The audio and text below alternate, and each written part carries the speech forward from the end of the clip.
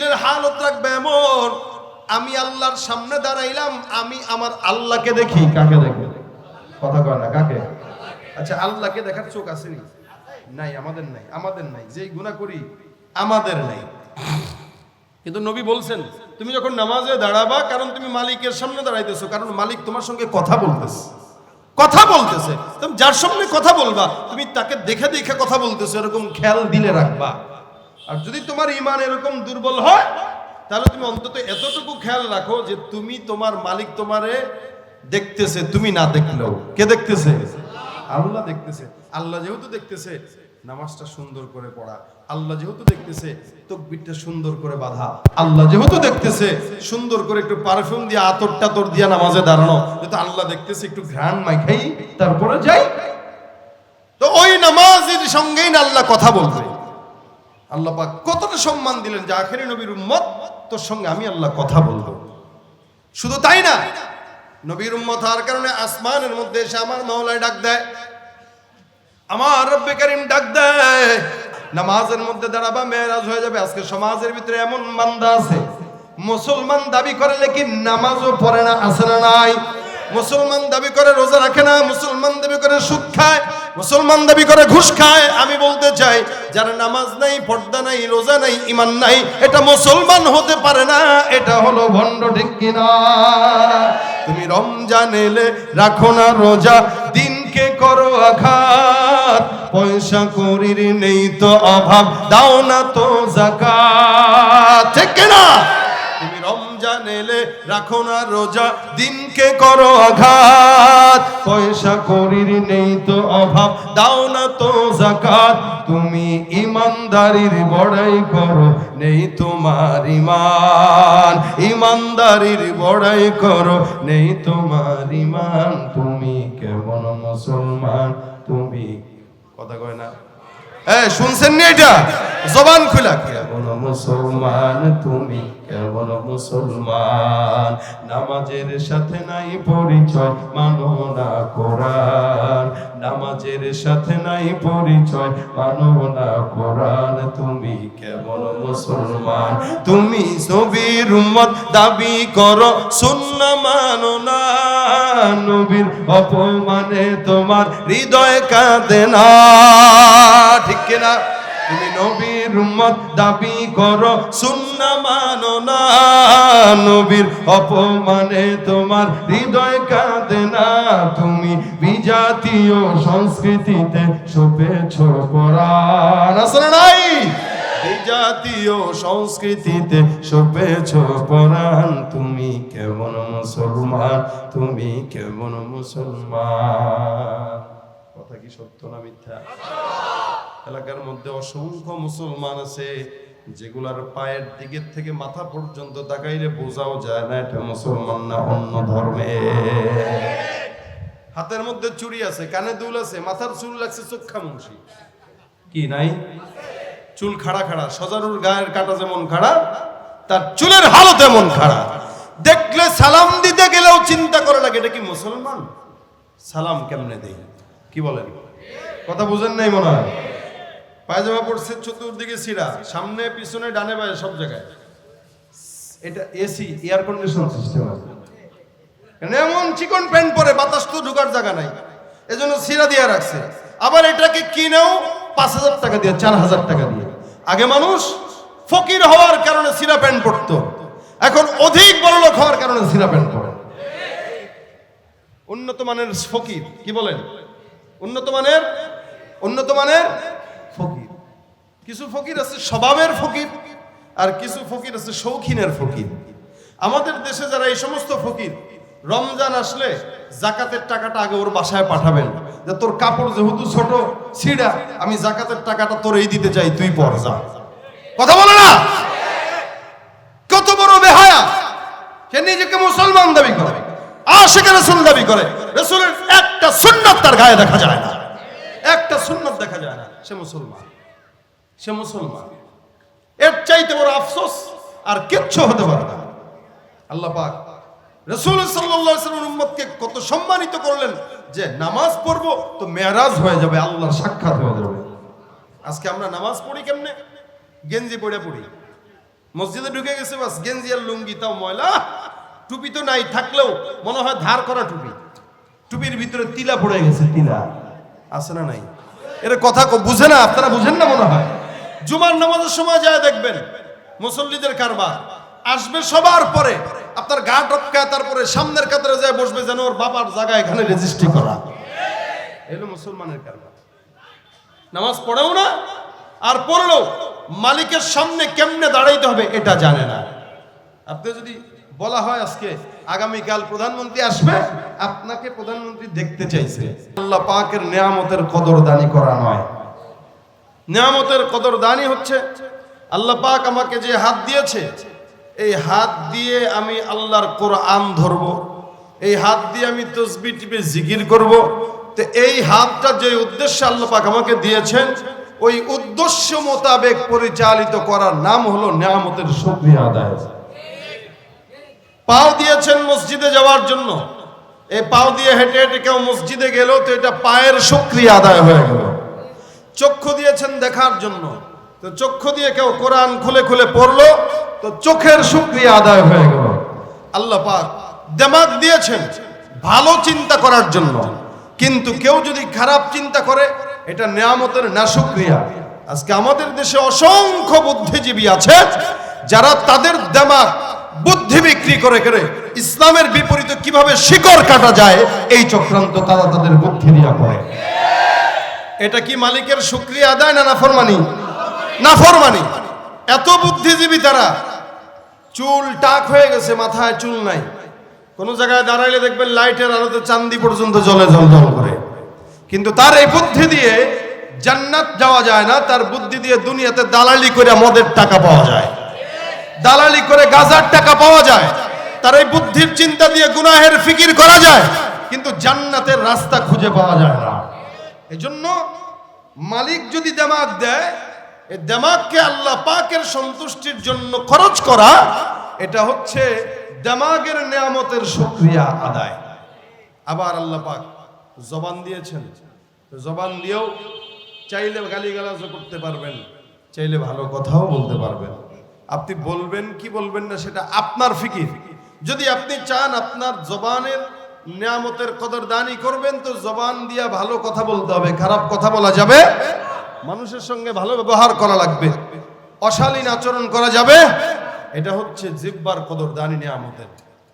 এই জন্য আল্লাহ বলেন, লা ইন শাকারতুম লা আযীদান্নাকুম ওয়া লা ইন কাফারতুম ইন্না আযাবী লাশাদীদ। এখানে আল্লাহ পাক রব্বুল আলামিন দুইটা বিষয় বললেন। এক নম্বর, লা ইন শাকারতুম লা আযীদান্নাকুম, যদি তোমরা শুকরিয়া আদায় করো, আল্লাহ পাক রব্বুল আলামিন বলেন লা আযীদান্নাকুম, শুকরিয়া আদায়ের বিপরীতে আমি আল্লাহ পাক বাড়াবো না কমাবো? বাড়াবো। আল্লাহ পাক রব্বুল আলামিন বলেন ওয়ালা ইন কাফারতুম ইন্না আযাবী লাশাদীদ। দেখবেন গ্রামগঞ্জে পোলাপান্না মারামারি করে, বাচ্চারা মারামারি করে, একটা একটারের থ্রেট দেয়, তোরে আমি কিন্তু এটা দেখায় ছাড়বো, ওইটা করে ছাড়বো। আল্লাহ পাক রব্বুল আলামিন বান্দারা এটা বলেন নাই যে তোমার আমি জাহান্নামে দিব, এটা করব এটা করব, বরং আল্লাহ পাক এটা বলেছেন ইন্না আযাবী লাশাদীদ, আমার আযাব বিশাল কঠিন।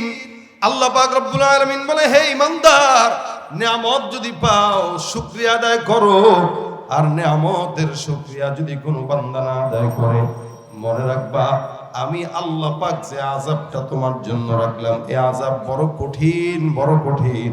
এই আযাবে কোনো বান্দা যদি মতিত হয়, ওই বান্দা আযাব থেকে রক্ষা করার মতো কোনো সুযোগ নাই, ঠিক কিনা? শুকরিয়া করবো কার?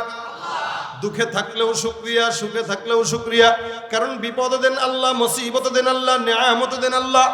নিয়ামত আল্লাহর তরফ থেকে, মুসিবত আল্লাহর তরফ থেকে। এই জন্য মুসলমান হার হালতে আল্লাহ পাক যেমন ভাবে রেখেছেন, ঠিক সেমন ভাবে আল্লাহ পাকের শুকরিয়া আদায় করা একটা ইমানদার মুসলমানের সবচাইতে বড় কাজ, ঠিক কিনা?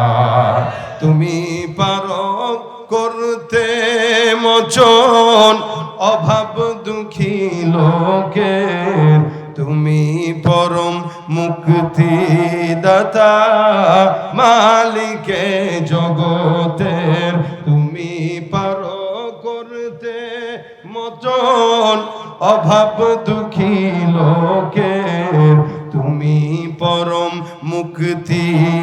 দাতা মালিকে জগতের, তোমার কাছে চাই যে পানা আমরা প্রতিদিন,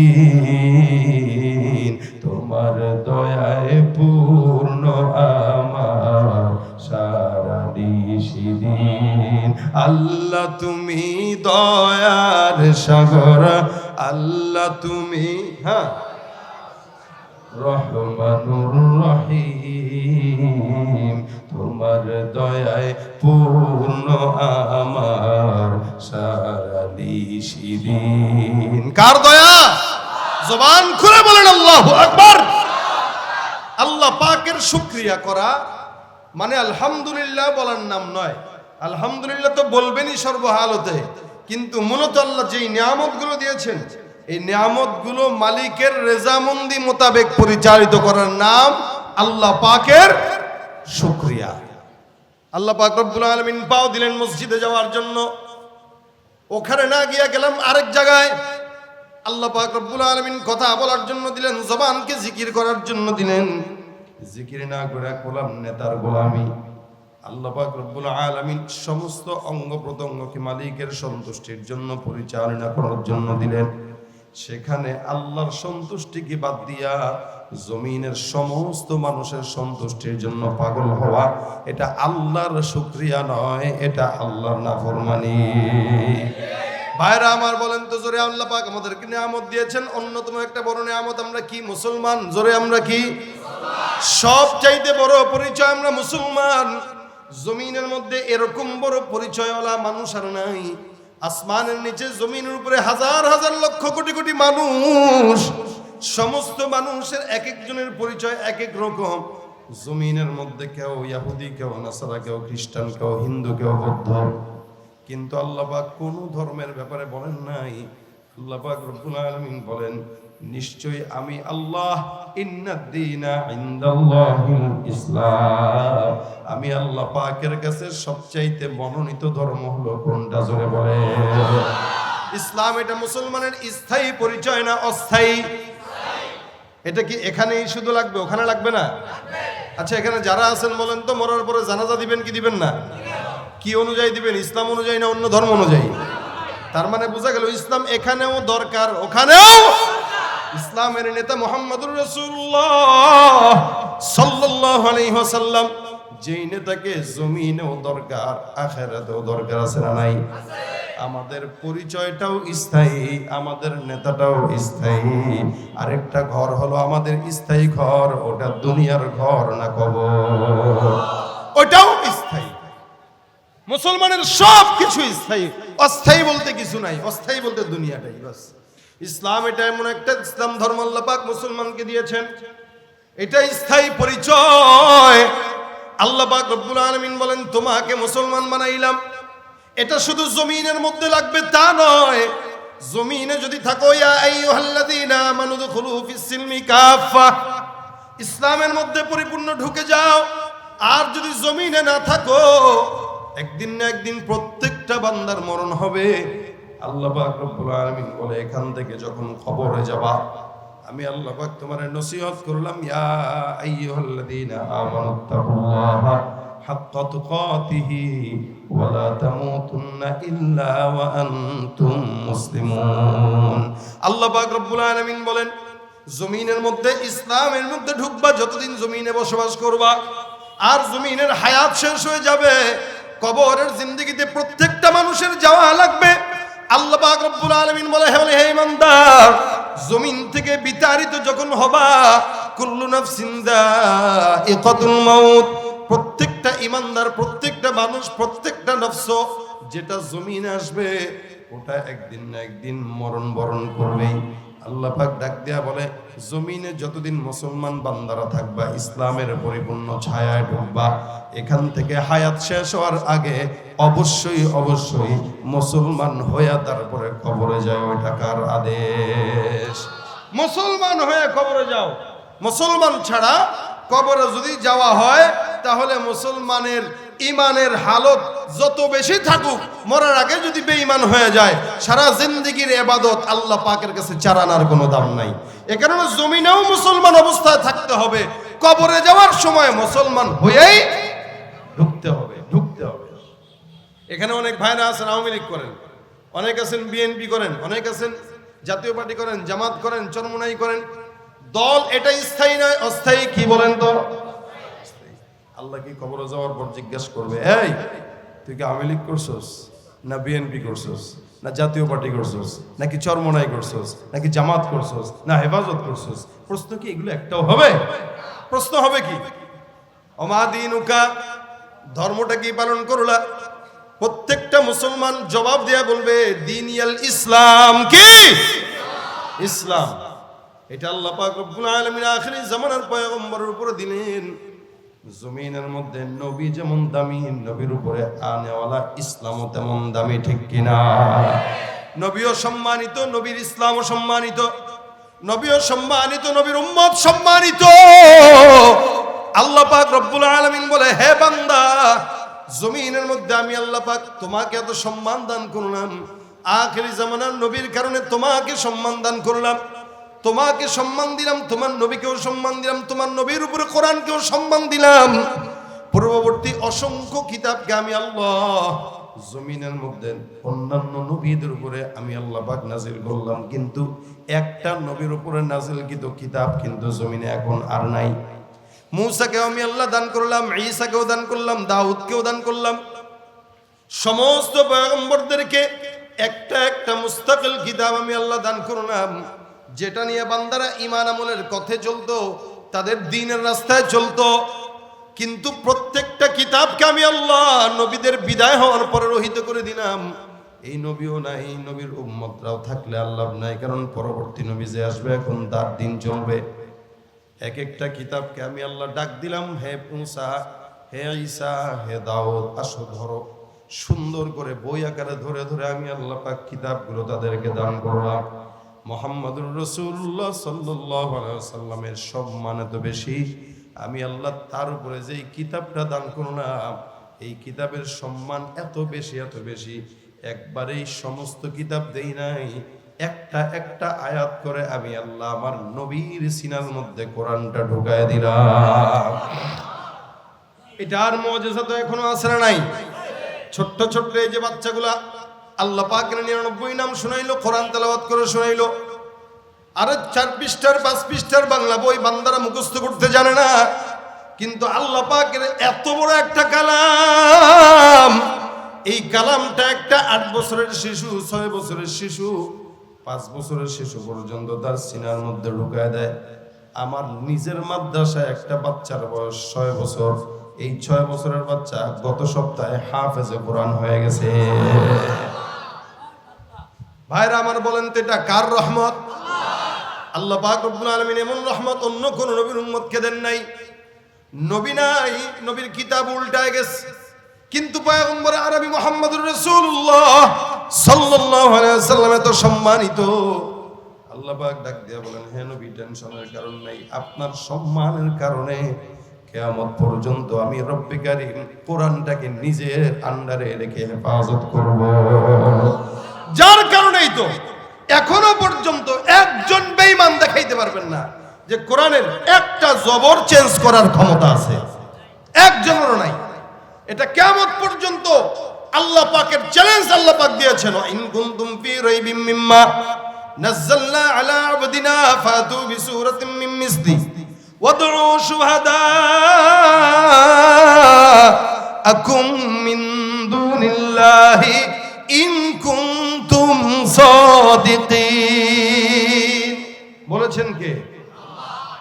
সমস্ত বান্দাদেরকে ডাক দিয়া বলেন, সন্দেহ যদি থাকে সবগুলো ডাকো, যত বাপদাদা আছে 14 গোষ্ঠীর ডাক দাও। আমি আল্লাহ চ্যালেঞ্জ করলাম, আমি আল্লাহ পাকের নাজিলকৃত কোরআনের বিপরীতে একটা কোরআন কেন একটা জের জবর পেশ বান্দা নাজিল করে দেখাইতে পারবে না। কোরআনটা আল্লাহ পাক আমার নবীর উপরে দিয়ে সম্মানিত করেছেন নবীকে। হে পয়গম্বর, এটা আমি আগেই লিখে রাখছিলাম লৌহে মাহফুজে, কিন্তু আমি আল্লাহ পাক রব্বুল আলামিন এটা তোমার কাছে আস্তে আস্তে দান করলাম। নবী করিম সাল্লাল্লাহু আলাইহি ওয়াসাল্লাম পেরেশান হয়ে গেছে, বারবার আওরায় ইকরা বিসমি রাব্বিকাল্লাযী খালাক খালাকাল ইনসানা মিন আলাক। বারবার জবান দিয়ে আমার পয়গম্বর পড়ে। আল্লাহ পাক রব্বুল আলামিন ডাক দিয়া বলে, ইয়া রাসূলুল্লাহ, এত পেরেশানির দরকার নাই, জবান দিয়া বারবার কিতাবটা আনানোর দরকার নাই। সমস্ত নবীদেরকে আমি আল্লাহ কিতাবগুলোকে হাতে ধরায় দিলাম, কিন্তু তোমার উপরে যে কোরআনটা আমি আল্লাহ নাজিল করলাম, এই কোরআনটাকে আমি আল্লাহ তোমার উপরে ছেড়ে দেই নাই। কিয়ামত পর্যন্ত এটার সংরক্ষণের দায়িত্ব আমার হেফাজতের মধ্যে নিয়ে রাখলাম। কার হেফাজতে? আল্লাহর। দেখবেন আল্লাহ পাক তো অন্য আয়াতে বলছেন, লাউ আনজালনা হাযাল কুরআনা আলা জাবাল লারাআইতাহু খাশিআন মুতাসাদ্দিআন মিন খাশিয়াতিল্লাহ। এরে কোরআনটাকে আমি জাবালের উপরে দিতাম, কোরআনের ভার জাবাল সহ্য করতে পারতো না, আল্লাহর ভয়ে কাঁপতো। কিন্তু 3.5 হাত বড়ির বান্দার জবান কোরআন তেলাওয়াত করে, সিনার মধ্যে আল্লাহর কোরআন থাকে। এটা কি বান্দার শক্তি নাকি আল্লাহর দয়া?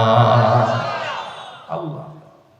দেখবেন অনেক সময় বাচ্চারা বাজারে যায় বাবার সাথে, ইলিশ মাছের এলাকা, বিশাল বড় ইলিশ কিনছে বাবা খালি, সন্তানের খুব ইচ্ছা এই ইলিশটাকে সে মাথায় নিয়ে তারপরে বাসায় যাবে, কিন্তু বাবা সন্তানকে দিবে না ভার, কিন্তু সন্তান নিবেই। সন্তান নিচে অবশেষে মাথার উপরে বাসায় গেল, যাওয়ার পরে মারে ডাক দিয়া বলতেছে, মা এই যে দেখছো কত ভারী ওজন জিনিস মাথায় নিয়ে আসছি। এখন মা চেহারার দিকে তাকায় দেখে ব্যাগের হাতল বাবার হাতে। আসলে কি বাবা রাখছে না সন্তান নিছে? বাবা রাখছে না, এমনি দিয়ে রাখছে আর কি। সন্তান এমনি কোনো মতে নিয়ে, হ্যাঁ দেখেন দেখেন দেখেন আমি আসছি, কতগুলা নিয়ে আসছি, খাবার দেন তাড়াতাড়ি। মা মিসকি মিসকি হাসে। আচ্ছা এই অবস্থা, তাহলে তোমার শক্তিতে আনছো? বলে হ্যাঁ। তোমার আসলে তোমার তো অনেক শক্তি। আল্লাহ পাক বলে, আমি আমার ছোট্ট ছোট্ট বান্দা, যে বিশাল বড় পাহাড় যেটার ওজন রক্ষা করতে পারে নাই, এই ছোট্ট একটা বান্দা তার সিনার ভিতরে 30 পারা ঢুকাইলো কেমনে? যদিও বাহ্যিক ভাবে দেখা যায় সে হাফেজে কোরআন, হামেলে কোরআন, কিন্তু এই কোরআনের সমস্ত ওজন আমি আল্লাহ পাক আমার কুদরতি হাতের মধ্যে রেখে দিলাম। সুবহানাল্লাহ। বান্দা কেবল এমনি ধরে ধরে চলে, ধরে ধরে চলে। এটাও কেন দিলাম? বলে রাসূলের সম্মানের কারণে দিলাম। রাসূলের উম্মতরা কোরআনকে হেফাজত করবে, সিনাদর সিনা কোরআন কিয়ামত পর্যন্ত হেফাজত থাকবে। আজকে দুনিয়ায় যেই সমস্ত বেঈমানেরা পর্দার আয়াতকে লঙ্ঘন করতে চায়, পর্দার বিধানকে মানতে চায় না, নারীদের পর্দা মানতে চায় না, সুদ হারাম এটা মানতে চায় না, ঘুষ খাওয়া হারাম এটা মানতে চায় না, এদেরকে পারলে বলেন কোরআনের কোন একটা আয়াত, এদের 14 গোষ্ঠীর যদি সামর্থ্য থাকে একটা আয়াতকে মিটায় দিতে চাক, দেখবেন কিয়ামত পর্যন্ত চ্যালেঞ্জ দিয়ে রাখছে আল্লাহ পাক। এদের বাপ দাদারা পারে নাই, এরাও পারবে না, ভবিষ্যতেও পারবে না। আল্লাহর কোরআন কোরআনের জায়গায় থাকবে। এদের হাজারো বিরোধিতা আল্লাহর কোরআনের একটা নকতা পরিবর্তন করতে পারবে না। কথা কি সত্য না মিথ্যা বলেন? এটা হেফাজত করেন ওয়ালা কে? আল্লাহ পাক রাসূলের অন্যতম মুজিজা দিয়েছেন কোরআন, যেটা নবী নাই কিন্তু মুজিজা আছে। নবী নাই, মুজিজা আছে। অথচ অন্যান্য নবীরা যতদিন ছিল মুজিজা ততদিন ছিল, নবীরা নাই, মুজিজাও নাই। আর আমার নবী মুহাম্মদুর রাসূলুল্লাহ সাল্লাল্লাহু আলাইহি ওয়াসাল্লাম এত বরকতের নবী, নবী যতদিন ছিলেন মুজিজা তো ছিলই, নবী যখন আসেন নাই তখনও মুজিজা ছিল। নবী চলে গিয়েছেন 1500 বছর হয়ে যাচ্ছে, এখনো মুজিজা আছে, কিয়ামত পর্যন্ত মুজিজা থাকবে। সুবহানাল্লাহ কয় না? দাঁড়ায় আছেন যারা একটু বসে যান, ভিতরে বসে যান, দয়া করে বসে যান, জায়গা আছে যথেষ্ট, জায়গা দেন একটু সবাইকে, সবাইকে জায়গা দেন, বসে যান, সবাই বসে। কষ্ট কি হচ্ছে আপনাদের? হচ্ছে কষ্ট না? আল্লাহ পাক রাসূলকে সম্মানিত করেছেন, আর আমরা রাসূলের উম্মত হওয়ার কারণে আমরা কি সম্মানিত না অপমানিত? সবাই বলেন, আমরা নবীর উম্মত। কার উম্মত? কোন নবীর উম্মত? আরো জোরে বলেন, আখিরি নবী। কোন নবী? কোন নবী? এই নবীর পরে কোন নবী আছে? কোন নবী আসবে? যদি কেউ দাবি করে সে মুসলমান না কাফের? আরো জোরে, কাদিয়ানীরা কি? আরো জবান খুলে কাদিয়ানীরা কি? আল্লাহ পাক রাসূলকে সর্বশেষ নবী হিসেবে পাঠিয়েছেন। নবীর পরে আর কোন নবী আসার সম্ভাবনা। এজন্য আল্লাহ পাক রব্বুল আলামিন পরিচয় তুলে ধরেছেন, লাকাদ মা কানা মুহাম্মাদুন আবা আহাদিম মির রিজালিকুম মা কানা মুহাম্মাদুন আবা আহাদিম মির রিজালিকুম ওয়ালাকিন রাসূলুল্লাহ ওয়া খাতামান নাবিয়্যিন। মুহাম্মাদের পরিচয় আমার রব্বুল আলামিন তুলে ধরেন। এ মুসলমান খুব বুঝবেন, কোরআনের মধ্যে আল্লাহ পাক অসংখ্য নবীদেরকে নাম উল্লেখ করেছেন, কিন্তু একজন নবীকেও আল্লাহ পাক নবী বলেন নাই, বলেছেন নাম ধরে ধরে। খুব বুঝবেন, আদম পয়গম্বরের নাম কোরআনে আছে না নাই? অন্যান্য নবীদেরকে আল্লাহ পাক নাম ধরে ধরে ডাকলেন। আল্লাহ পাক ডাক দিয়া বলেন, ইয়া আদম উসকুন আনতা ওয়া যাওজুকাল জান্নাহ, নাম ধরে ডেকেছেন। অন্য আয়াতে আল্লাহ পাক বলেন, ইয়া মূসা লা তাখাফ, নাম ধরে ডাকলেন। আল্লাহ পাক অন্য নবীর ব্যাপারে বলেন, ইয়া ইয়াহইয়া খুযিল কিতাবা বিকুওয়া, এখানে ইয়াহইয়া নবীকে নাম ধরে ডাকলেন। অন্য আয়াতের মধ্যে বলেন, ইয়া যাকারিয়া ইন্না নুবাশশিরুকা বিগুলাম, যাকারিয়া নবীকে নাম ধরে ডাকলেন। অন্য আয়াতে বলেন, ওয়া ইব্রাহিম ওয়া ইসমাঈল ওয়া যাল কিফল, সব নবীদেরকে আল্লাহ পাক রব্বুল আলামিন নাম ধরে ডাকে। অন্য আয়াতে বলেন, ইয়া নূহু বিতু বিসালামিন মিন্না ওয়া বারাকাতিন আলাইহি, আল্লাহ পাক নূহ পয়গম্বরকেও নাম ধরে ডাকলেন, ইউসুফকেও নাম ধরে ডাকলেন, জাকারিয়াকেও নাম ধরে ডাকলেন, ইয়াকুবকে নাম ধরে ডাকলেন, ইদ্রিসকে নাম ধরে ডাকলেন, ইউনুসকে নাম ধরে ডাকলেন, মূসাকে নাম ধরে ডাকলেন, ঈসাকে নাম ধরে ডাকলেন। ফাতিহা থেকে নিয়ে নাস পর্যন্ত আল্লাহ পাক রব্বুল আলামিন গোটা কোরআনের মধ্যে একটা জায়গাও কেউ দেখাতে পারবে না যেই জায়গাতে আল্লাহ পাক মুহাম্মদ শুধু নাম ধরে রেখেছেন। বলেন সুবহানাল্লাহ। একটা জায়গাতে আমার আল্লাহ পাক নবীর নাম ধরে উল্লেখ করেন নাই। আল্লাহ পাক যখন আমার নবীকে ডাকলেন, আদবের সঙ্গে কেমনে ডাকছেন? আল্লাহ পাক বলেন, ইয়া আইয়ুহান নাবিয়্যু, আল্লাহ পাক রব্বুল আলামিন বলেন হে নবী। কখনো কখনো বলেন ইয়া আইয়ুহার রাসূল, কখনো কখনো বলেন হে রাসূল। অর্থাৎ আল্লাহ পাক সমস্ত পয়গম্বরদেরকেও নাম ধরে ডাকলে আপনার আমার নবী মুহাম্মদুর রাসূলুল্লাহ, বলেন জোরে সাল্লাল্লাহু আলাইহি ওয়াসাল্লাম, আমাদের নবীকে কোরআনের মধ্যে আল্লাহ পাক কোনদিন নাম ধরে উল্লেখ করেন নাই। জোরে বলেন সুবহানাল্লাহ। শুধু তাই নয়, আল্লাহ পাক নাম ধরে ডাকতেও নিষেধ করে দিয়েছেন, ইয়া আইয়ুহাল্লাযীনা আমানু লা তাজআলু দুআ আর-রাসূলি বাইনাকুম কাদুআ ইবাদিকুম বা'দা, হে মুমিনেরা, হে ইমানদারেরা, খবরদার পয়গম্বরকে নাম ধরে ডাকবা না। জমিনে যেমন অন্যজনকে নাম ধরে ডাকো, অমুক ভাই, অমুক ভাই, তমুক ভাই, সম্মানিত মানুষদেরকে নাম ধরে ডাকা এটা অসম্মানী, এটা আদবের খেলাফ। আল্লাহ পাক নবীকেও নাম ধরে ডাকা পছন্দ করেন নাই, যার কারণে সাহাবা একরামদেরকেও শিখাই দিছে, তোমরাও কখনো নাম ধরে ডাকবা না। যখন তোমরা ডাকবা, কেমনে ডাকবা আমি আল্লাহ শিখাই দিলাম, ইয়া আইয়ুহান নবী, নবী বলে ডাকবা, রাসূল বলে ডাকবা। আল্লাহ পাক রব্বুল আলামিন কখনো কখনো নবীকে ডাকছেন। আল্লাহ পাক কখনো কখনো বলেন, ওয়া মা মুহাম্মাদুন ইল্লা রাসূল, মুহাম্মদ তো নয়, মুহাম্মদ কে? বলে আল্লাহর রাসূল। এখানে আল্লাহ পাক মুহাম্মদ উল্লেখ করেছেন, পাশাপাশি রাসূল শব্দটাও লাগাইলেন, কারণ মুহাম্মদের নাম শুধু মুহাম্মদ না, তার পরিচয় হলো তিনি কি। এই জন্য আল্লাহ পাক বলেন, মা কানা মুহাম্মাদুন, মা কানা মুহাম্মাদুন আবা আহাদিম মির রিজালিকুম ওয়ালাকিন রাসূলুল্লাহ ওয়া খাতামান নাবিয়্যিন। মুহাম্মাদের সর্বপ্রথম পরিচয়, মুহাম্মদ তোমাদের কোন পুরুষের পিতা নয়। মুহাম্মাদের সর্বপ্রথম পরিচয়, মুহাম্মদ হলো আল্লাহর রাসূল। জোরে বলেন কার রাসূল? আল্লাহর রাসূল। দুই নাম্বার, মুহাম্মদ আল্লাহর রাসূল এক নাম্বার পরিচয়। দুই নাম্বার, আল্লাহ পাক ডাক দিয়া বলেন, হে ঈমানদার, জমিনের মধ্যে মুহাম্মদের পরিচয় দুইটা, একটা হইল মুহাম্মদ আল্লাহর রাসূল, দুই নাম্বার হলো ওয়া খাতামান নাবিয়্যিন। আসমানের নিচে জমিনের উপরে সমস্ত নবীরা আসলো গেল, কোনো সমস্যা নাই, কিন্তু এই নবীর পরে আর কোন নবী আসার সম্ভাবনা নাই, ঠিক কিনা?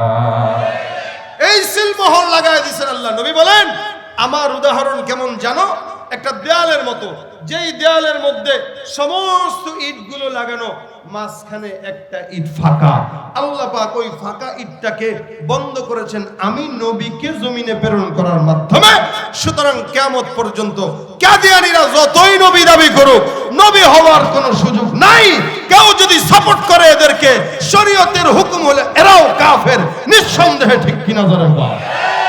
হবে শেষ নবীজির উম্মত বলে দাবি করে, যদি ওই নবীর চেয়ার কাদিয়ানীরা দখল করে। ঠিক কিনা জোরে বলেন। কি হবে শেষ নবীজির উম্মত বলে দাবি করে, যদি ওই নবীর চেয়ার কাদিয়ানীরা দখল করে।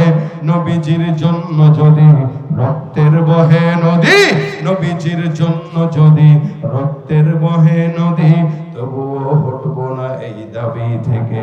কি হবে বেঁচে থেকে অযথা বিদ্যা শিখে, যদি না করতে পারি শোষণবিহীন সমাজটাকে। ঠিক কিনা? কি হবে লেখালেখি কলমবাজির এই মহড়া, সমাজের আসল চিত্র যদি না যায় তুলে ধরা। কি হবে লেখালেখি কলমবাজির এই মহড়া, সমাজের আসল চিত্র যদি না যায় তুলে ধরা। যদি ওই ঘুষের বলেও কলমটা উল্টো চলে, আছে না নাই? ঘুষ দিয়া মানুষ সিগনেচার পাল্টায় দেয়, কথা কয় না? ঘুষ আসে, সিগনেচার পাল্টে যায়। ঘুষ আসে, বিচার পাল্টে যায়। ঘুষ আসে, সমাজের মূর্খরা চাকরি পায়, শিক্ষিতরা রিক্সা চালায় খায়। কথা বলেন ঠিক কিনা? কিভাবে বেঁচে থেকে অযথা বিদ্যা শিখে, যদি না করতে পারি শোষণবিহীন সমাজটাকে। কি হবে নামাজ রোজা ইমানদারির বড়াই করে, যদি ওই খোদার কোরআন নর্দমাতে থাকে পড়ে। কি হবে নামাজ রোজা ইমানদারির বড়াই করে, যদি ওই খোদার কোরআন নর্দমাতে থাকে পড়ে। মসজিদের কোণে বসে জিকির যত করই কষে, এভাবে যায় না পাওয়া আল্লাহকে। ঠিক কিনা? আপনি মনে করছেন নামাজ আপনি একা পড়েন, বিশাল বড় বুজুর্গ হয়ে গেছেন। জিকির আপনি একা করেন, বিশাল বড় বুজুর্গ হয়ে গেছেন। ফিলিস্তিনের মুসলমানরা যখন মার খায়, আপনার দিলে আঘাত লাগে না। বুঝতে হবে আপনি মুসলমান নয়, আপনি ইহুদিদের দালাল। ঠিক কিনা?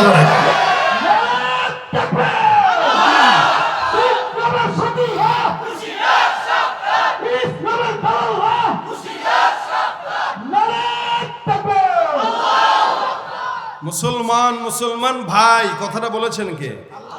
ইন্নামাল মুমিনুনা ইখওয়া। নবী বলেন আল মুসলিমু আখুল মুসলিম।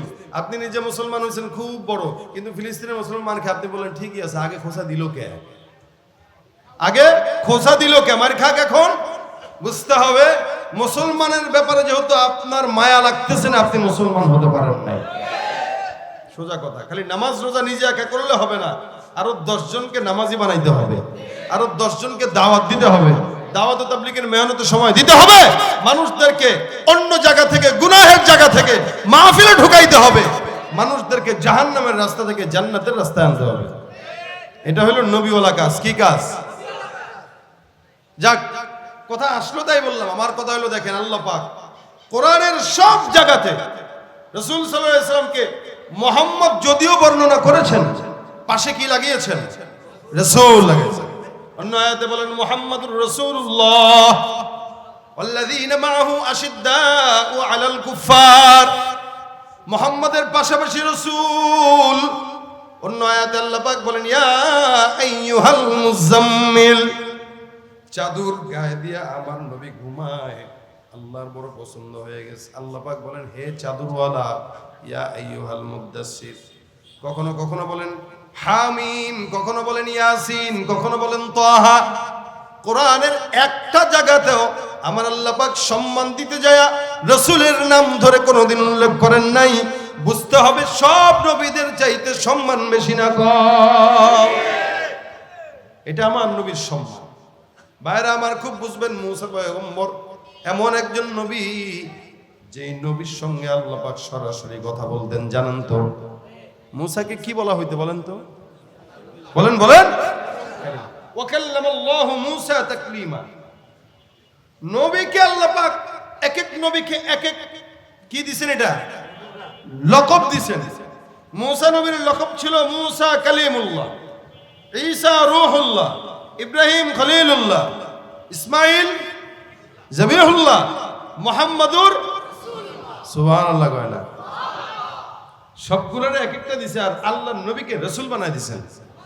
তো নবী মূসাকে আল্লাহ পাক ডাক দিয়া বলেন, এই মূসা, তুমি কি জানো তোমার সঙ্গে আমি আল্লাহ কথা বলি নির্দিষ্ট সময়ে, নির্দিষ্ট সময়ে, কিন্তু এমন একদল বান্দা আমি জমিনে পাঠাবো যাদের সঙ্গে, যারা নবীও না সাহাবীও না, এদের সঙ্গে নির্দিষ্ট সময় না, এরা যখন চাবে আমি আল্লাহ তখন কথা বলবো। এরা যখন চাবে আমি তখন কথা বলবো। এমন একদল বান্দা আসবে। মুসা ডাক দিয়া বলে, আল্লাহ এরা কোন বান্দা? এরা নবী না? বলে আল্লাহ কয় না, এরা নবী না। এরা একটা নবীর উম্মত। সুবহানাল্লাহ। আরে কয় কি আমি নবী হয়ে তোমার সঙ্গে যখন মন চায় তখন কথা বলি না? আমি নবী হওয়ার পর যখন মন চায় কথা বলতে পারি না নির্দিষ্ট সময়? এরা এমন কোন বান্দা, কোন নবীর উম্মত, যেই নবীর উম্মতদের সঙ্গে তুমি আল্লাহ কথা বলবা? আল্লাহ পাক ডাক দিয়া বলে, হে মূসা, জমিনের মধ্যে আমি আখিরি জামানার পয়গম্বর মুহাম্মদুর রাসূলুল্লাহ সাল্লাল্লাহু আলাইহি ওয়াসাল্লামকে প্রেরণ করব। যেই নবীর উম্মতরা যারা আসবে এত সম্মানিত হবে, এত দামি হবে, আমি আল্লাহ ওই নবীর উম্মতদের সঙ্গে যখন বান্দা মন যাবে তখনই আমি আল্লাহ তাদের সঙ্গে কথা বলবো। মূসা পয়গম্বর ডাক দিয়া বলে, মালিক কিভাবে তাদের সঙ্গে কথা বলবা? আল্লাহ পাক ডাক দিয়া বলে, বান্দা ফজরের নামাজে যখন দাঁড়াবে, যোহরের নামাজে যখন দাঁড়াবে, আসরের নামাজে যখন দাঁড়াবে, মাগরিবের নামাজের মধ্যে যখন দাঁড়াবে, এশার নামাজের মধ্যে যখন দাঁড়াবে, আর সুন্দর করে নামাজের মধ্যে তেলাওয়াত করবে আলহামদুলিল্লাহি রাব্বিল আলামিন। আল্লাহ পাক ডাক দিয়া বলে, ওই বান্দা আলহামদুলিল্লাহ বলার সাথে সাথে আমি আসমান থেকে জবাব দিয়া বলবো, হামিদানি রব্বি। জবাব দিবেন কে? আরো জোরে বলেন, তুমি পারো করতে মোচন, তুমি মিটাও সকল চাওয়া, দুদিন আগে পরে তোমার কাছেই সকল পাওয়া, সবই তোমার তরে। কার জন্য? সব চাওয়া পাওয়া তো আল্লাহর কাছেই। তো বান্দা চাবে কিভাবে আর ডাকবে কিভাবে? তো আল্লাহ পাক নবীর উম্মত হিসেবে আমাদেরকে পাওয়ার দিয়ে দিয়েছেন, যখন কথা বলতে মন চাবে নীরবে এসে দাঁড়ায় যাবা, তো আমি আল্লাহর সঙ্গে কথা বলা হয়ে যাবে। সুবহানাল্লাহ। এমন সুযোগ আল্লাহ পাক অতীতে কোন নবীকে দেন নাই, একমাত্র আখিরি জামানার পয়গম্বর নবী মুহাম্মদুর রাসূলুল্লাহর উম্মতকে দান করলেন, যার কারণে উম্মত নামাজের মধ্যে দাঁড়াবে। আমার আপনার নবী মেরাজ করেছিলেন না করেন নাই? আমাদের মেরাজ আছে না নাই? আল্লাহর নবী বলেন, এ বান্দা নামাজের মধ্যে দাঁড়াবা, মেরাজ হয়ে যাবে। নামাজের মধ্যে দাঁড়াবা, মেরাজ হয়ে যাবে। আজকে সমাজের ভিতরে এমন বান্দা আছে, মুসলমান দাবি করে লেকিন নামাজও পড়ে না, আছে না নাই? মুসলমান দাবি করে রোজা রাখে না, মুসলমান দাবি করে সুদ খায়, মুসলমান দাবি করে ঘুষ খায়। আমি বলতে চাই, যার নামাজ নাই, পর্দা নাই, রোজা নাই, ঈমান নাই, এটা মুসলমান হতে পারে না, এটা হলো ভণ্ড। ঠিক কিনা? তুমি রমজান এলে রাখো না রোজা, দিনকে করো আঘাত, পয়সা করির নেই তো অভাব, দাও না তো যাকাত। ঠিক কিনা? তুমি রমজান এলে রাখো না রোজা, দিনকে করো আঘাত, পয়সা করির নেই তো অভাব, দাও না তো যাকাত। তুমি ইমানদারির বড়াই করো, নেই তোমার ঈমান, ইমানদারির বড়াই করো, নেই তোমার ঈমান। তুমি কেমন মুসলমান? তুমি কথা কয় না? শুনছেন নি এটা? জবান খুলা, কেমন মুসলমান তুমি, কেমন মুসলমান, নামাজের সাথে নাই পরিচয়, মানো না কোরআন, নামাজের সাথে নাই পরিচয়, মানো না কোরআন, তুমি কেমন মুসলমান, তুমি নবীর উম্মত দাবি করো, সুন্নাহ মানো না, নবীর অপমানে তোমার হৃদয় কাঁদে না, ঠিক কিনা? তুমি নবীর উম্মত দাবি করো, সুন্নাহ মানো না, নবীর অপমানে তোমার হৃদয় কাঁদে না, তুমি বিজাতীয় সংস্কৃতিতে শোভেছ কোরআন, আছে না নাই? বিজাতীয় সংস্কৃতিতে শোভেছ কোরআন, তুমি কেমন মুসলমান, তুমি কেমন মুসলমান। কথা কি সত্য না মিথ্যা?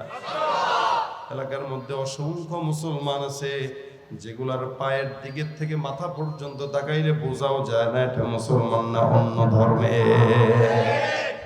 হাতের মধ্যে চুড়ি আছে, কানে দুল আছে, মাথার চুল লাগছে চোখা মুন্সি, কি নাই? চুল খাড়া খাড়া, সজারুর গায়ের কাটা যেমন খাড়া, তার চুলের হালত এমন খাড়া। দেখলে সালাম দিতে গেলেও চিন্তা করে লাগে এটা কি মুসলমান? সালাম কেমনে দেই? কি বলেন? কথা বুঝেন নাই মনে হয়? পায়জামা পড়ছে চতুর্দিকে ছিঁড়া, সামনে পিছনে ডানে বায়ে সব জায়গায়। এটা এসি, এয়ার কন্ডিশন সিস্টেম আছে, এমন চিকন প্যান্ট পরে বাতাস তো ঢোকার জায়গা নাই, এজন্য ছিঁড়া দিয়ে রাখছে। আবার এটাকে কিনেও 5,000 টাকা দিয়ে, 4,000 টাকা দিয়ে। আগে মানুষ ফকির হওয়ার কারণে ছিঁড়া প্যান্ট পরতো, এখন অধিক বড়লোক হওয়ার কারণে ছিঁড়া প্যান্ট পরে। উন্নত মানের ফকির, কি বলেন? উন্নত মানের ফকির। কিছু ফকির আছে স্বভাবের ফকির, আর কিছু ফকির আছে শৌখিনের ফকির। আমাদের দেশে যারা এই সমস্ত ফকির, রমজান আসলে জাকাতের টাকাটা আগে ওর বাসায় পাঠাবেন, যে তোর কাপড় যেহেতু ছোট ছিঁড়া, আমি জাকাতের টাকাটা তোরেই দিতে চাই, তুই পর যা। কথা বলে না? কত বড় বেহায়া! সে নিজেকে মুসলমান দাবি করে, আশিক রাসূল দাবি করে, রাসূলের একটা সুন্নাত তার গায়ে দেখা যায় না, একটা সুন্নাত দেখা যায় না। সে মুসলমান, সে মুসলমান। এর চাইতে বড় আফসোস আর কিচ্ছু হতে পারে না। আল্লাহ পাক রাসূল সাল্লাল্লাহু আলাইহি ওয়াসাল্লাম উম্মতকে কত সম্মানিত করলেন যে নামাজ পড়বো তো মেরাজ হয়ে যাবে, আল্লাহর সাক্ষাৎ হয়ে যাবে। আজকে আমরা নামাজ পড়ি কেমনে? গেঞ্জি পরে পড়ি, মসজিদে ঢুকে গেছে বাস গেঞ্জি আর লুঙ্গি, তাও ময়লা, টুপি তো নাই, থাকলেও মনে হয় ধার করা টুপি, টুপির ভিতরে তিলা পড়ে গেছে, তিলা আছে না নাই? এর কথা বুঝে না, আপনারা বুঝেন না মনে হয়। জুমার নামাজের সময় যায় দেখবেন মুসল্লিদের কারবার আসবে সবার পরে, আপনার গা টপকায়, তারপরে সামনের কাতারে যায় বসবে যেন ওর বাবার জায়গা এখানে রেজিস্ট্রি করা। এলো মুসলমানের কারবার। নামাজ পড়েও না, আর পড়লেও মালিকের সামনে কেমনে দাঁড়াইতে হবে এটা জানে না। আপনি যদি বলা হয় আজকে আগামীকাল প্রধানমন্ত্রী আসবে, আপনাকে প্রধানমন্ত্রী দেখতে চাইছে, আপনি তো মিয়া বাজারের থেকে 10,000 টাকার জায়গা জামা যেটা এটা কিনবেন, পারফিউম সবচেয়ে দামিটা কিনবেন, ব্রাশ করবেন 14 বার, সুন্দর করে গোসল করে ফ্রেন্ড লাভলিয়ার যা আছে সব সোনো পাউডার মাইখা সাদা হবেন, তারপরে প্রধানমন্ত্রীর সামনে যায় কথা যদি বলতে নাও পারেন শুদ্ধ ভাষায় বলার চেষ্টা করবেন। কি বলেন, ঠিক না? কিন্তু মালিকের সামনে দাঁড়ানোর সময় আপনার লুঙ্গির এই অবস্থা কেন থাকে? আপনি আল্লাহর সামনে দাঁড়াবেন, আপনার জামার এই অবস্থা কেন? আল্লাহর সামনে দাঁড়াবেন, আপনার টুপি নাই কেন? আল্লাহর সামনে দাঁড়াবেন, আপনি এভাবে কাইত হয়ে দাঁড়ান কেন? কেন আপনার এই অবস্থা? আপনি কি জানেন না সমস্ত বিশ্বের সরদার যিনি, সরকার যিনি, তার সামনে দাঁড়াচ্ছেন? নবী বলেন তোমার হালত কেমন হবে তুমি জানো? আল্লাহর নবী বলেন তা'বুদাল্লাহা কান্নাকা তারাহু ফাইন লাম তাকুন তারাহু ফাইন্নাহু ইয়ারাক। ইবাদত এমন ভাবে করবা, নামাজের মধ্যে যখন দাঁড়াবা তখন দিলের হালত রাখবে এমন, আমি আল্লাহর সামনে দাঁড়াইলাম, আমি আমার আল্লাহকে দেখি। কাকে দেখবে? কথা কয় না, কাকে? আচ্ছা, আল্লাহকে দেখার চোখ আছে নি? নাই, আমাদের নাই, যেই গুনাহ করি আমাদের নাই। কিন্তু নবী বলছেন তুমি যখন নামাজে দাঁড়াবা, কারণ তুমি মালিকের সামনে দাঁড়াইতেছো, কারণ মালিক তোমার সঙ্গে কথা বলতেছে। তুমি যার সামনে কথা বলবা তুমি তাকে দেখে দেখে কথা বলতেছো, এরকম খেয়াল দিলে রাখবা। আর যদি তোমার ঈমান এরকম দুর্বল হয় তাহলে তুমি অন্তত এতটুকু খেয়াল রাখো যে তুমি তোমার মালিক তোমারে দেখতেছে, তুমি না দেখলেও। কে দেখতেছে? আল্লাহ দেখতেছে। আল্লাহ যেহেতু দেখতেছে, নামাজটা সুন্দর করে পড়া। আল্লাহ যেহেতু দেখতেছে, তাকবীরটা সুন্দর করে বাঁধা। আল্লাহ যেহেতু দেখতেছে, সুন্দর করে একটু পারফিউম দিয়ে আতর টাতর দিয়ে নামাজে দাঁড়ানো। যেহেতু আল্লাহ দেখতেছে, একটু ঘ্রাণ মাখাই তারপরে যাই। তো ওই নামাজের সঙ্গেই না আল্লাহ কথা বলবে। আল্লাহ পাক কতটা সম্মান দিলেন যে আখেরি নবীর উম্মত, তোর সঙ্গে আমি আল্লাহ কথা বলবো। শুধু তাই না, নবীর উম্মত হওয়ার কারণে আসমানের মধ্যে এসে আমার মাওলায় ডাক দেয়, আমার রব্বে কারীম ডাক দেয়, আলা মিন মুস্তাগফির, এমন কোন চানেওয়ালা আছো আমি আল্লাহর কাছে চাও, আমি আল্লাহ দিতে তৈয়ার। জমিনে এমন কোন বান্দাকে আল্লাহ পাক অফার দেয় নাই, কিন্তু আমার রব্বে কারীম রাত্রিবেলা এসে এসে বান্দারা ডাক দেয়। এ মুসলমান নেতা কি আপনারা কোনোদিন রাত 12টার পরে গেলে সুযোগ দেয়নি? চেয়ারম্যান দেয়, মেম্বার দেয় না, পুলিশও দেয় না, কোন বান্দারা দেয় না, দেয় একমাত্র কে? শুধুমাত্র উম্মতে মুহাম্মাদি হওয়ার কারণে। ভাইরা আমার, এই কারণে বলতেছি, আখিরি জামানার পয়গম্বরের সম্মানের কারণে আপনার আমার সম্মান, আখিরি জামানার নবীর কারণে আপনার আমার মর্যাদা। যার কারণে নবী বলেন, আমি জান্নাতে যখন যাব, সমস্ত নবীর উম্মতরা পরে যাবে, আমার উম্মতরা আগে আগে জান্নাতে ঢুকবে। সুবহানাল্লাহ। আপনি আমি আগে যাব। কখন যাব? যখন আপনি আমি রাসূলের মহব্বত দিলের মধ্যে ঢুকাইতে পারবো। এ মুসলমান, আল্লাহ পাক রব্বুল আলামিন এত সম্মান আমার নবীকে দান করলেন, খুব বুঝবেন। মালিকের কি, আল্লাহর কি কোনোদিন নামাজ পড়া লাগে নাকি? ইবাদত লাগে? আল্লাহ পাক সব ইবাদতের ঊর্ধ্বে, কিন্তু নবীকে আল্লাহ পাক এত মহব্বত করেন। আল্লাহ বলেন, আমি কোনো ইবাদত না করলেও একটা আমল করি, একটা আমল আমি আল্লাহ করি। জোরে কর না সুবহানাল্লাহ। আল্লাহ পাক বলতেছেন, আমি একটা আমল করি, একটা আমল আমি আল্লাহ নিজে করি। এই সমস্ত দুনিয়ার বান্দারা মিলেও যদি আমার আল্লাহ পাকের ইবাদত না করে, আমার আল্লাহর চারানার কোনো যায় আসে না। সমস্ত উম্মতরা মিলে আমার নবীর যদি সুন্নত না মানে, আল্লাহ পাকের চারানার কোনো যায় আসে না। কেন? আল্লাহ নিজে বলতেছেন, আমি আল্লাহ পাক নিজে ইবাদত করি, নিজে আমল করি।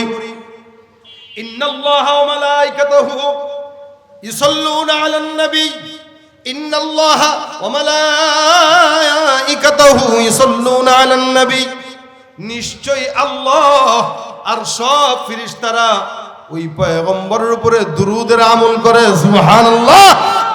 আমল করে কে? আল্লাহ ডাক দিয়া বলেন, আমি আমল করি, আমার ফেরেশতারা। বলেন তো আল্লাহর ফেরেশতা কয়টা? হ্যাঁ, ফেরেশতার কোনো শেষ নাই। কতটুকু ধারণা করার জন্য বলতেছি, দেখেন, দুনিয়ার সবচাইতে প্রথম ঘর কোনটা? বাইতুল্লাহ। ইন্না আউওয়ালা বাইত উদিআ লিন-নাস লাল্লাযী বিবাক্কাতা মুবারাকান ওয়া হুদাল লিল আলামিন। মালিক বলেন, নিশ্চয়ই সর্বপ্রথম ঘর বাইতুল্লাহ। ওই ঘরকে আমি আল্লাহ জমিনের মধ্যে বানাইলাম। যার যতবার মন চাবে ততবার তওয়াফ করবে, কোনো ধরা বাঁধা নিয়ম নাই। একবার মন চাবে, দুইবার মন চাবে, 100 বার মন চাবে, যতবার মন চাবে ততবার করো। কারণ বান্দা অনেক কম, যার কারণে বান্দার যতবার মন চায় ততবার বান্দা তওয়াফ করুক, টেনশন নাই। বাইতুল্লাহর বরাবর ঠিক উপরে আসমানের মধ্যে এমন একটা ঘর, যেই ঘরের নাম বাইতুল মামুর। আমার আল্লাহ পাকের ওই আসমানের ঘর সমস্ত ফেরেশতারা তওয়াফ করে। জমিনের মধ্যে বান্দারা আল্লাহর ঘর তওয়াফ করে, আসমানের মধ্যে ফেরেশতারা তওয়াফ করে। প্রত্যেকদিন 70,000 ফেরেশতা ওই ঘর তওয়াফ করে। যদি কোনোদিন একটা ফেরেশতা তওয়াফ করে যায়, আর জিন্দেগিতে ওই ফেরেশতা দ্বিতীয়বার তওয়াফ করার সুযোগ পায় না। তাহলে এবার বুঝেন, কত কোটি কোটি কোটি কোটি ফেরেশতা, এক একজন মানুষের জন্য কত কোটি কোটি ফেরেশতা নিয়োগ রাখছে, যে প্রত্যেকটা মানুষ আলাদাভাবে নিঃশ্বাস নিতেছেন, দেখতেছে, চোখ দিয়ে দেখতেছে, কান দিয়ে শুনতেছে। সে সমস্ত দায়িত্ব আল্লাহ পাক ফেরেশতাদের কাছে অর্পণ করছে। কোটি কোটি ফেরেশতা। আল্লাহ বলে, এই সব ফেরেশতারা মিলে, আমি আল্লাহ মিলে, সমস্ত বান্দারা না চাইলেও আমি এদেরকে নিয়ে আমার পয়গম্বরের উপর দরুদের আমল করি। সুবহানাল্লাহ। সুতরাং আমরা আল্লাহর নবীর প্রশংসা গাইলেও কি না গাইলেও কি, আমার আল্লাহর কোনো যায় আসে না, নবীরও কোনো যায় আসে না। কারণ একটা জংলার হরিণ পর্যন্ত আমার নবীর প্রশংসা গায়। এটা কি আপনারা জানেন? আসমানের মেঘ পর্যন্ত আমার নবীর প্রেমে পাগল, যার কারণেই রসুল যেদিক দিয়ে হাঁটতেন আসমানের মেঘ পর্যন্ত নবীর গায়ের উপরে ছায়া দিতে নবীর পিছনে দৌড়াইতে। সুবহানাল্লাহ। আল্লাহ পাক ডাক দিয়া বলেন, নিশ্চয়ই সমস্ত ফেরেশতারা আর আমি আল্লাহ। আজান দিবেন? আচ্ছা জবাব দেই। আজান সময় মতো হয়েছে, জামাতও সময় মতো হবে ইনশাআল্লাহ। বসেন।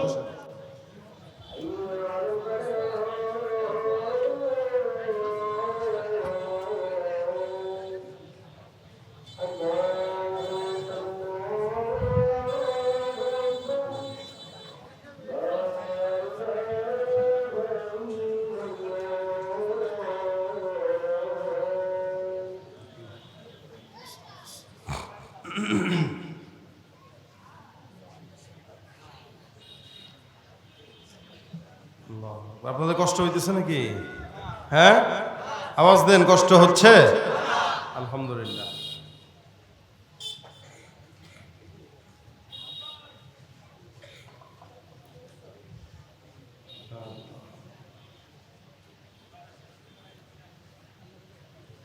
তো বলছিলাম, দেখেন আল্লাহ পাক বলেন, আমি নিজে আমার রসুলকে কতটা গুরুত্ব দেই, যার কারণে আমার কোনো ইবাদত না করা লাগলেও আমি মালিক হওয়া সত্ত্বেও আমার রসুলের উপরে আমি দুরূদের আমল করি।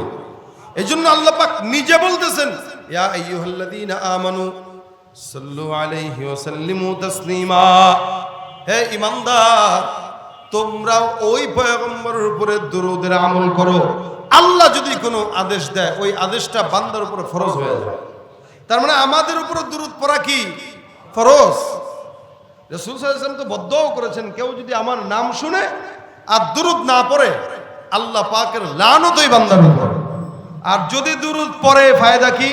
কেউ যদি একবার দুরূদ পড়ে, আল্লাহর হাবিব বলেন, মান সাল্লা আলাইয়া সালাতান ওয়াহিদাতান সাল্লাল্লাহু আলাইহি আশারা। একবার দুরূদ পড়বে 10 বার রহমত নাজিল হয়ে যাবে। সুবহানাল্লাহ। বলেন তো সাল্লাল্লাহু আলাইহি ওয়াসাল্লাম, সাল্লাল্লাহু আলাইহি ওয়াসাল্লাম, সাল্লাল্লাহু আলাইহি ওয়াসাল্লাম। একবার পড়বেন 10টা গুনাহ মাফ, 10 বার রহমত নাজিল।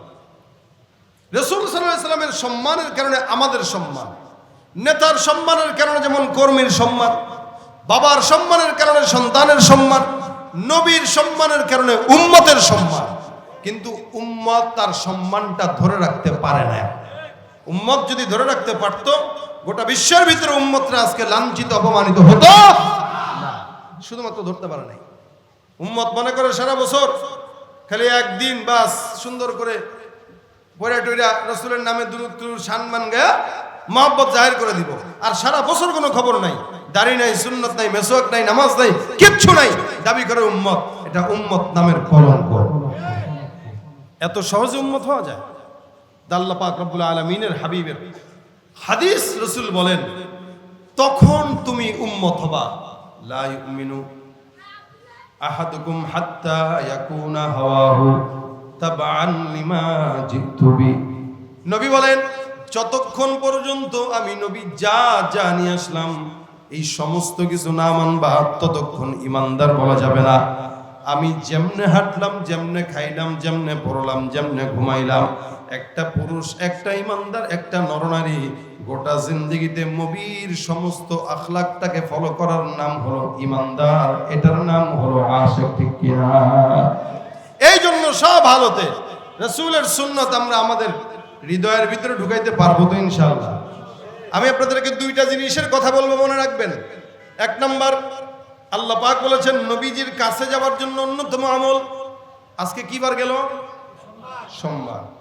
সপ্তাহে 2 দিন, সোমবার আর বৃহস্পতিবার, রসুলের রওজায় উম্মতের সমস্ত সওয়াবগুলো পৌঁছানো হয়। নবী আমারও দেখে। এ মুসলমান নবীর উম্মত, আমার পয়গম্বর দেখে, যার কারণে বেশি বেশি দুরূদ শরীফের আমল আল্লাহ পাক নিজে করতে বলেছেন। আপনি যদি প্রত্যেক দিন কমাস কম 100 বার রাসূলের উপর দুরূদের আমল করেন, সপ্তাহে সোমবার আর বৃহস্পতিবার আপনার নাম ঠিকানা সহ আমার পয়গম্বরের রওজা মুবারকে আপনার সওয়াব পৌঁছানো হবে। নবী যতবার আপনার দেখবে তত বেশি চিনবে, আর যত বেশি চিনবে তত আগে আগে সুপারিশ করে জান্নাতের ফয়সালা করে দিবে। এই জন্য যখন পারি, যখন সময় হয়, মাছের দোকানদার ভাইরা দোকানে বসে থাকবেন, ব্যবসায়ী ভাইরা ব্যবসা করবেন, জেলেরা মাছ ধরবেন, নৌকায় বসে থাকবেন, কাজ করবেন, হাতের কাজ আছে, পায়ের কাজ আছে, জবানের তো কাজ নাই, জবান দিয়ে একটা কাজ উঠাবো, সাল্লাল্লাহু আলাইহি ওয়াসাল্লাম বলেন, সাল্লাল্লাহু আলাইহি ওয়াসাল্লাম, সাল্লাল্লাহু আলাইহি ওয়াসাল্লাম, সাল্লাল্লাহু আলাইহি ওয়াসাল্লাম একবার পড়বেন 10টা গুনাহ মাফ, 10 বার রহমত নাজিল হয়। যে যত বেশি নবীর উপরে দুরূদের আমল করবে আল্লাহ পাক ওই বান্দার সঙ্গে নবীজির মহব্বত বাড়ায় দিবে। শুধু তাই নয়, রাসূলের সঙ্গে জান্নাতে থাকার তৌফিক দান করে দিবে। এখন বলেন, আমরা সবাই, আমি সহ সবাই রাসূলের সঙ্গে জান্নাত চাই তো ইনশাআল্লাহ? কারা কারা চাই দু হাত তুলে দেখায়। আল্লাহ তুমি আমাদের সকলকে তোমার হাবিবের সঙ্গে জান্নাত দান করো। আরো জোরে বলেন আমিন। যদি চান প্রত্যেক দিন রাত্রেবেলা অন্তত ঘুমানোর আগে যদি ঘুম না আসে দুরূদ শরীফ পড়বেন, যখন একটু মনে হয় দুরূদ শরীফ পড়বেন, যখন একটু মন চায় দুরূদ শরীফ পড়বেন। ব্যবসায় বরকত হয় না, দুরূদ শরীফের আমল বাড়ায় দেন। মারা সন্তানদেরকে দুধ পান করায়, দুরূদ শরীফের আমল বাড়ায় দিতে বলেন। বাস প্রত্যেকটা মুসলমান যদি নবীর উপরে দুরূদের আমল বাড়ায় দেয়, ইনশাআল্লাহ একদিন না একদিন নবীকে স্বপ্ন যোগে দেখবেন ইনশাআল্লাহ। কেউ যদি রাসূলকে স্বপ্ন দেখতে চায় সেজন্য দুরূদ শরীফের আমল করে, এটা রাসূলকে স্বপ্নে দেখায় দেয়। আর কোন চক্ষু যদি রাসূলকে স্বপ্ন দেখে ইনশাআল্লাহ আল্লাহ পাক তার জাহান্নাম দিবে না। ছোট্ট আমল, বড় নাকি এটা? লম্বা দুরূদ পড়তে কষ্ট হয়, ছোট দুরূদ পড়বেন অল্প, সাল্লাল্লাহু আলাইহি ওয়াসাল্লাম, বাস শেষ। নিজে পড়েন, অন্যদেরকে পড়ান, এই হলো একটা। 2 নম্বর, রাসূল সাল্লাল্লাহু আলাইহি ওয়াসাল্লামের উপরে দুরূদ শরীফ তো পড়বেন। 2 নম্বর হলো বেশি বেশি সালাম দিবেন, কারণ নবী বলেন আফশুস সালাম আলা মান আরাফতা ওয়া মান লাম তারিফ। তোমরা সালামের প্রচলন ঘটাও যাকে চিনো অথবা না চিনো। এখানে যত ভাইরা আছি আমরা প্রত্যেকে যদি সালামের প্রচলন ঘটাইতে পারি ইনশাআল্লাহ সমাজে শান্তি আসতে বাধ্য। কারণ সালামের অর্থই হলো কি? শান্তি। আসসালামু আলাইকুম, তোমার উপরে কি হোক, শান্তি বর্ষিত হোক। বিবিকে সালাম দিবেন, সন্তানকে দিবেন, বাচ্চাদেরকে দিবেন, মাদ্রাসার ছাত্রদেরকে দিবেন, বিবিকে, বাচ্চাকে, বউকে, স্বামীকে, যার যেখানে দরকার সেখানে সালাম দিবেন। এই সালামের প্রচলন বান্দার শত্রুতাকে বন্ধুত্বের কাতারে নিয়ে যায়। রাসূল সাল্লাল্লাহু আলাইহি ওয়াসাল্লাম আগে আগে সালাম দিতেন। নবী এটাও বলেন যে আগে সালাম দিল সে অহংকার মুক্ত। এই জন্য অহংকার মুক্ত যদি হতে চান সালাম দিবেন আগে। কিন্তু কিভাবে? আসসালামু আলাইকুম, শুরুর হামজা আর শেষের মিম, এই দুইটা উচ্চারণ ঠিক মতো করে দিবেন। আমাদের দেশে তো এখন শিক্ষিত মূর্খগুলো সালাম দেয় ভাবে আসসালামু আলাইকুম, আমরা দেয় না গর্ধ। এই আসসালামু আলাইকুম এটা কাদের সালাম জানেন? এটা ইহুদিদের সালাম। ইহুদিরা নবীকে এভাবে সালাম দিতেন ব্যঙ্গ করে, দোয়া করতেন না। এই আসসালামু আলাইকুমের অর্থ হলো তোমার মৃত্যু হোক, তোমার মৃত্যু হোক। আসসালামু আলাইকুম মানে তোমার মৃত্যু হোক। তো নবীরে একদিন এক লোক সালাম দিতেছেন এমনি, আসসালামু আলাইকুম। আম্মাজান আয়েশা খেপে গেছেন, হুজুর কত বড় সাহস, সে আপনারা কি বললো? নবী বলেন টেনশন নিও না, ওয়ালাইকুম ওয়ালাইকুম ওয়ালাইকুম। ওই বেটা নবীরে বলছেন তোমার মৃত্যু হোক, নবীকে ওয়ালাইকুম, তোর মৃত্যু হোক, দিয়া দিলাম সব্বার। এজন্য কেউ যদি আপনাকে সালাম দেয় আসসালামু আলাইকুম, আপনি বলবেন ওয়ালাইকুম। আর যদি বলে আসসালামু আলাইকুম, আপনি বলবেন ওয়ালাইকুম। সালাম দিলে পুরোটা আপনি ওয়ালাইকুম আসসালাম বলবেন। আর সালাম যদি ব্যঙ্গ করে ওয়ালাইকুম বলে দিবেন। এজন্য সালাম শেখা উচিত। আজকে সালামের প্রচলন নাই, যার কারণে শান্তি আসা বন্ধ হয়ে গেছে। কারণ এই দোয়ার মাধ্যমেই না শান্তি আল্লাহ পাক দান করবে। তো 1 নম্বরে আমরা দুরূদ শরীফ পড়ব, 2 নম্বরে সালামের প্রচলন ঘটাবো। রাজি আছি ইনশাআল্লাহ? এই রাসূলের সুন্নাত মানতে রাজি আছি ইনশাআল্লাহ? কেউ যদি সালাম দেওয়ার কারণে ব্যঙ্গ করে আপনি বুঝবেন এটা রাসূলের উম্মত না, এটা রাসূলের দুশমন। কেউ যদি রাসূলের সুন্নতকে ব্যঙ্গ করে বুঝতে হবে রাসূলের কি? দুশমন। এমন দুশমন এদেশে মুসলমান নামধারী মুনাফিক অভাব নাই, পাড়ায় পাড়ায় চিপায় চিপায় আছে। যাদের কাছে রাসূলের সুন্নত ভালো লাগে না, রাসূলের মহব্বত ভালো লাগে না, এরা দাবি করে উম্মত, কিন্তু এরা মূলত আব্দুল্লাহ ইবনে উবাই ইবনে সালুল। ঠিক কিনা ধরে কর? বিশ্ব নবীর অপমানে যদি না কাঁদে তোমার মন, মুসলিম নয় মুনাফিক তুমি নবীজির দুশমন। নবীর প্রেমে জীবন দেবে কে আছো নওজোয়ান, তাকবীর তুলে সিংহ শাবক হও তুমি আগুয়ান। আমার বুকে ইমানের বল, জবানে আল কোরআন, ভয় কাঁপে কাপুরুষ সব আর নরধম শয়তান। জীবনের চেয়ে বুকে আছে বেশি নবীজির সম্মান, কেমনে তুমি থাকবে বসে হলে তার অপমান। তুমি সাচ্চা মুসলমান, ইমান তোমার ধন, নবীর প্রেমে জাগ্রত তুমি নির্ভীক পালোয়ান। তুমি সাচ্চা মুসলমান, ইমান তোমার ধন, নবীর প্রেমে জাগ্রত তুমি নির্ভীক পালোয়ান। আল্লাহু তাকবীর। রাসূলের জন্য জীবন দিতে রাজি আছি ইনশাআল্লাহ, রাসূলের সুন্নাত মানতে রাজি আছি ইনশাআল্লাহ। দুইটা জিনিস মানবো। এক নাম্বার, বলেন না, বলেন জোরে বলেন, আরো জোরে বলেন, দুরূদ শরীফ। আল্লাহ আগে আমাকে তৌফিক দান করুন, আপনাদেরকেও দান করুন।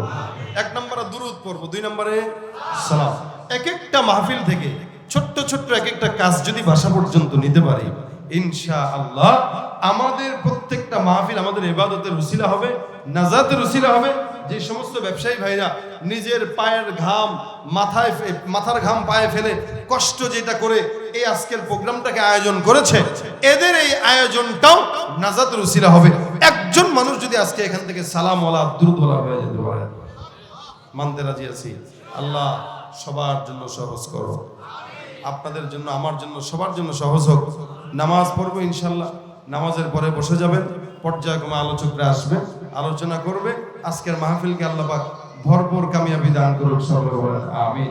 যে কথাগুলো বললাম এগুলো আল্লাহ পাক, হ্যাঁ তো আমি কি করবো এখন? আজান তো দিয়ে দিছে আগে না, আমি ফিনিশিং করে দিছি, এখন আর সম্ভব না। হ্যাঁ গজল গাইতেছি, শোনেন, গজল গাইতেছি। 8টায় জামাত হইলে আমি তো এত সময় দিব না, কারণ আমার তো প্রোগ্রাম আছে।